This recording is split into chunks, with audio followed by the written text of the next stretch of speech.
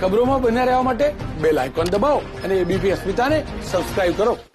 સૌપ્રથમ તો હું ભારતીય જનતા પાર્ટીના સર્વે મારા કાર્યકર્તા એટલે કે લીબડી ચૂડા અને સાયલાની સમગ્ર ટીમનો હૃદયપૂર્વક હું આભાર માનું છું.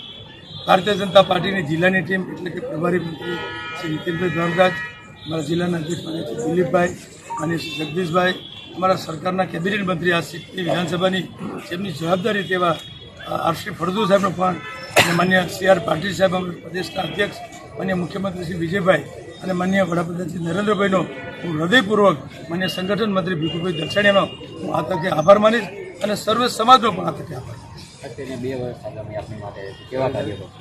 2 વર્ષ મારા માટે મળ્યા છે એટલે મને ખૂબ આનંદ અને ગૌરવ થાય કે પ્રજાએ જે મારી ઉપર વિશ્વાસ મૂક્યો છે એ વિશ્વાસને હું ઢગવા નહીં દઉં. જે બની શકે એટલું મારા વિસ્તારના નાના ગામડા સુધી કામો લાવવાના છે એ કામમાં ચીવટથી ધ્યાન આપીને સરકારનો લાભ અમારા છેવાડાના ગામડાના કાર્યકર્તા સુધી મળે એવા હું પ્રયત્નો કરીશ. આજે વિજય સરઘસ એટલા માટે બંધ રાખ્યું કે ગઈકાલે અમારા યોગેશભાઈ જિલ્લાના યુવા મોરચાના અમારા પ્રમુખ હતા, ખૂબ જ કર્મઠ અને સારા કાર્યકર્તા હતા. કાર્યકર્તાની સાથે મારા મિત્ર પણ હતા અને નજીકથી અમે બધા સાથે કામ કર્યું છે. એટલા માટે મારી આ 15 દિવસની જે ટીમ હતી કામ કરતી એમાં સતત કોઈને કોઈ જગ્યાએ મારી સભામાં હતા, મારી કોઈને કોઈ મિટિંગનું આયોજન કરતા હતા.